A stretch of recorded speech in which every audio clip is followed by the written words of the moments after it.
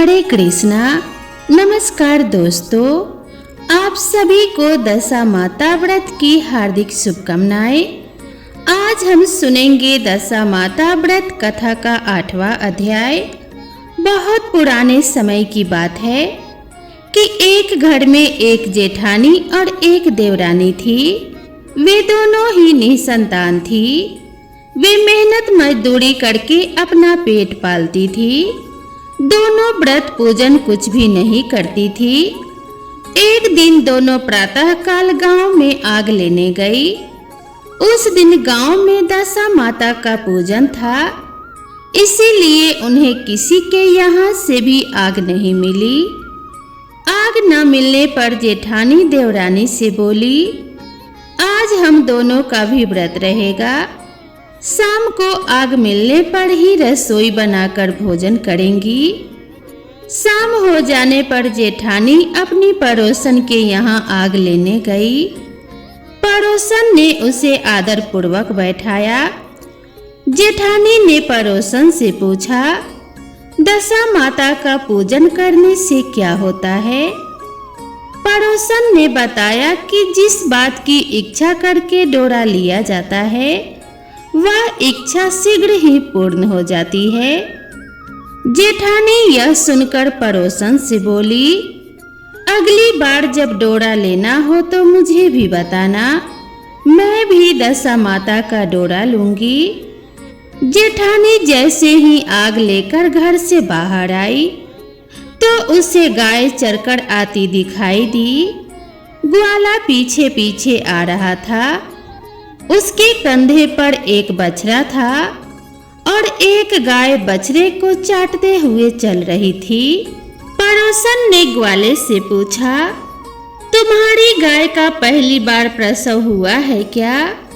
ग्वाले ने बताया कि हाँ। पड़ोसन ने फिर पूछा, गाय ने बछड़ा दिया है या बछिया? ग्वाला बोला कि बछड़ा है। यह जानकर जेठानी से पड़ोसन ने कहा कि घर जाकर दशा माता का डोरा ले लो।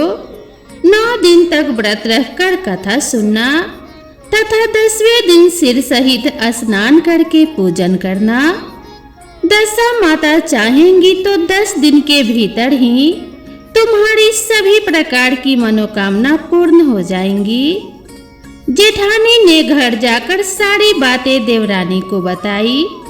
दोनों ने दशा माता से मनौती मांगी कि यदि हम दोनों की संतान होंगी तो हम सुहागिनों को न्योता देंगे।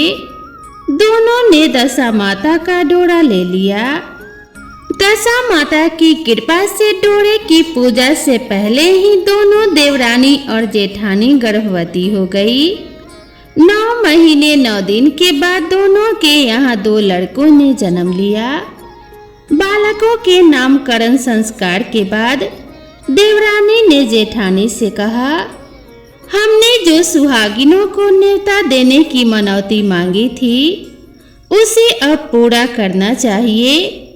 जेठानी ने कहा कि अभी ऐसी क्या जल्दी है? जब लड़कों का अन्नप्राशन संस्कार होगा तब हम सभी सुहागिनों को न्योता देंगे। जब लड़कों का अन्नप्राशन संस्कार हुआ तब देवरानी ने जेठानी से सुहागिनों को न्योता देने की बात कही, परंतु जेठानी ने बात को टाल दिया और कहा कि लड़कों के मुंडन संस्कार पर सुहागिनों को न्योता देंगे। होते होते कुछ समय बाद लड़कों का मुंडन संस्कार भी हो गया। तब देवरानी ने जेठानी को सुहागिनों को न्योता देने की बात कही। जेठानी बोली, लड़कों की सगाई के समय ही सुहागिनों को न्योता दी जाएगी। इसी तरह करते करते लड़के बड़े हो गए, उनकी सगाई भी हो गई, परंतु जेठानी ने अब की बार भी सुहागिनों को न्योता नहीं भेजा। जेठानी बोली, जिस दिन लड़कों के फेरे होंगे उसी दिन सुहागिनों को न्योता दे देंगे। इस पर देवरानी बोली, बहन तुम्हारी जब इच्छा हो तब सुहागिनों को न्योता दे देना।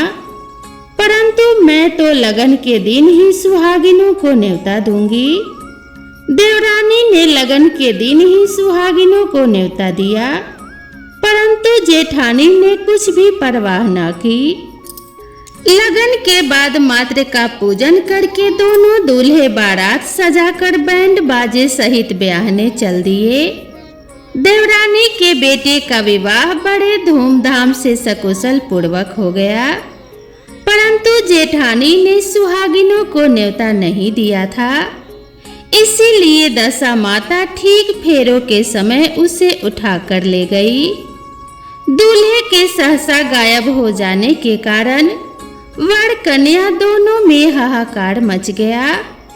उसकी बारात खाली हाथ घर लौट कर आई, परंतु लड़की की माता बड़े संकट में पड़ गई। इस अधब्याही लड़की से कौन विवाह करेगा?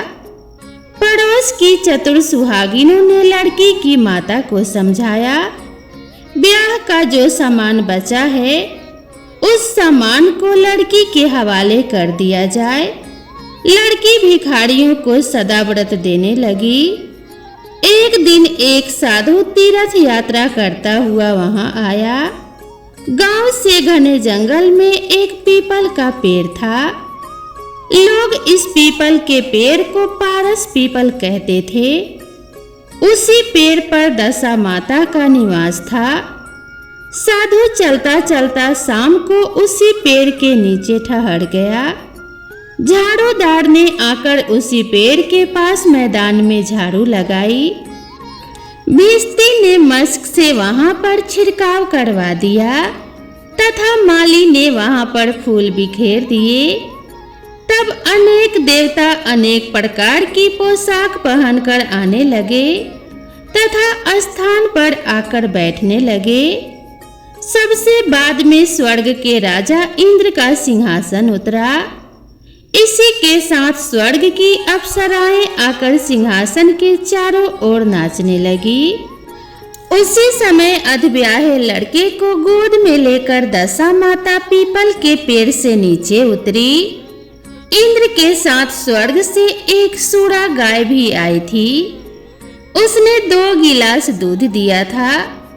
लड़के ने अधब्याहे के भाग का 1 गिलास अलग रख दिया गया। दूसरे गिलास का दूध भी पी लिया। जब तक अप्सराओं का नाच गान होता रहा, दशा माता लड़के को गोद में लेकर बैठी रही। प्रातः काल होते ही देवताओं का दरबार भंग हुआ। साधु भी वहां से चलकर गांव में आया।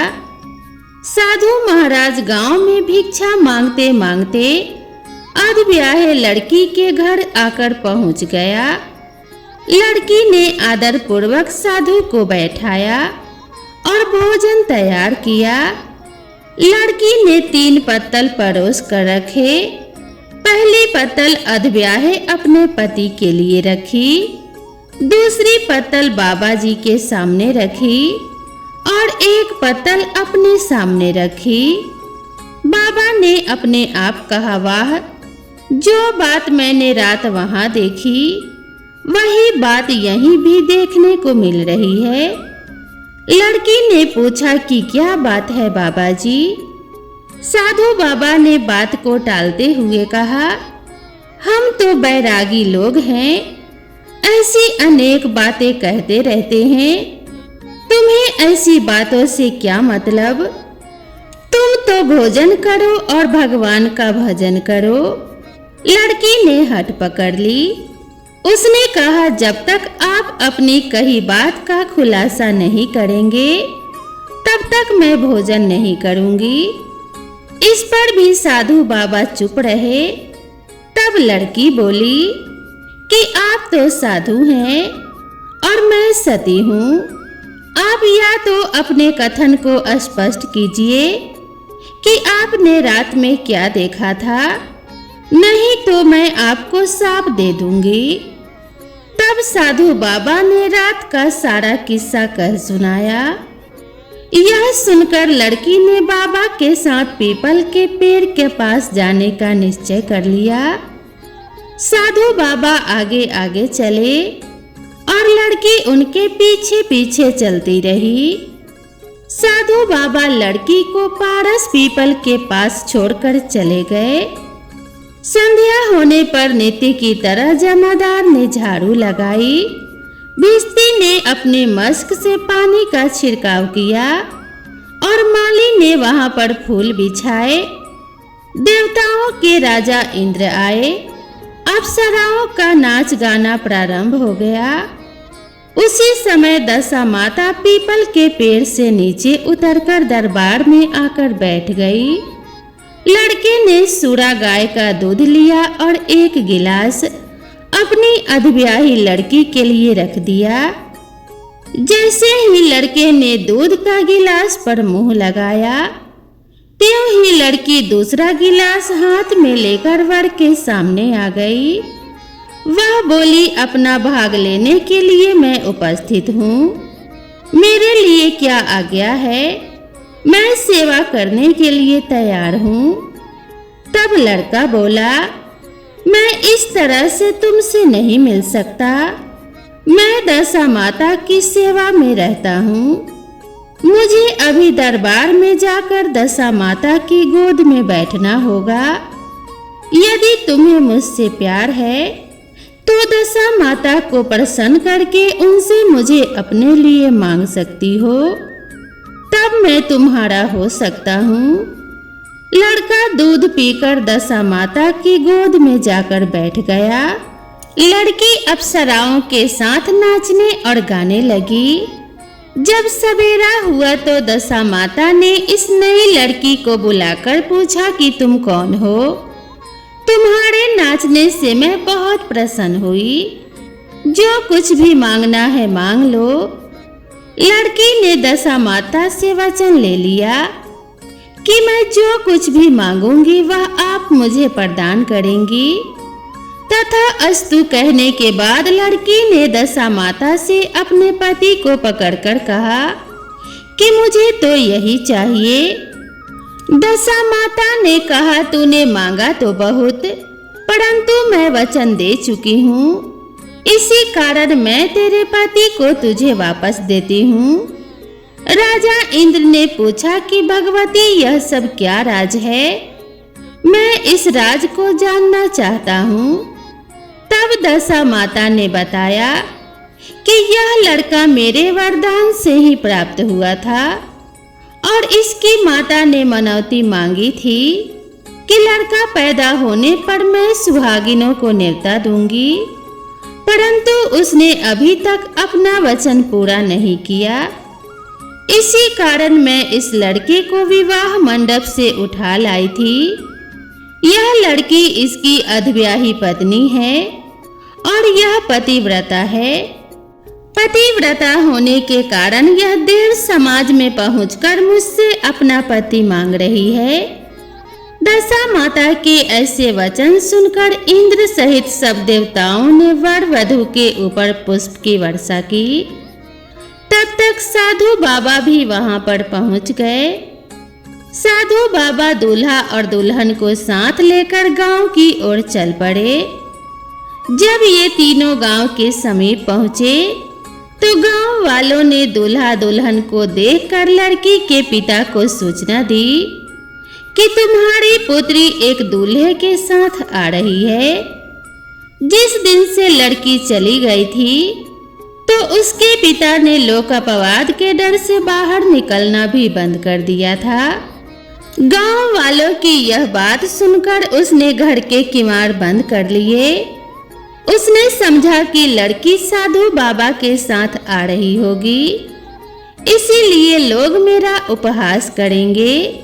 जब गांव के गणमान्य व्यक्तियों ने भी वही बात बताई, तब उसने घर के किवाड़ खोले और बाहर निकला। जब उसने सचमुच अपने द्वार पर लड़की और दामाद को खड़े देखा तो उसकी प्रसन्नता का ठिकाना ना रहा।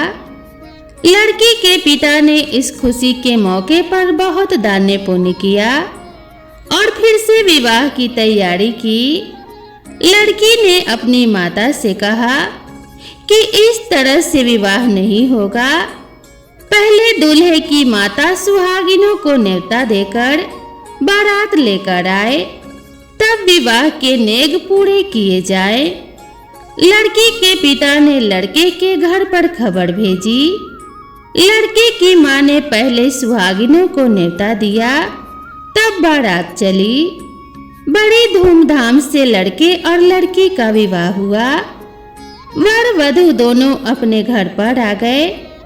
वधू की खुशी में लड़के की माता ने दोबारा सुहागिनों को न्योता दिया। उसी समय से विवाह के दिन वर के घर पर सुहागिनों को न्योतने की प्रथा चली आ रही है।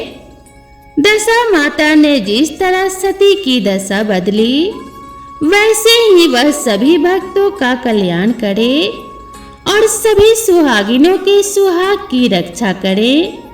तो प्रेम से बोलिए दशा माता की जय। तो दोस्तों, आप सभी को यह कथा कैसी लगी कृपया कमेंट करके जरूर बताएं और इसी तरह की नई नई कथा और नई कहानी के लिए मेरे चैनल से जुड़े रहें। तो मिलते हैं इसी तरह की नई कथा और नई कहानी के साथ। तब तक के लिए राधे राधे।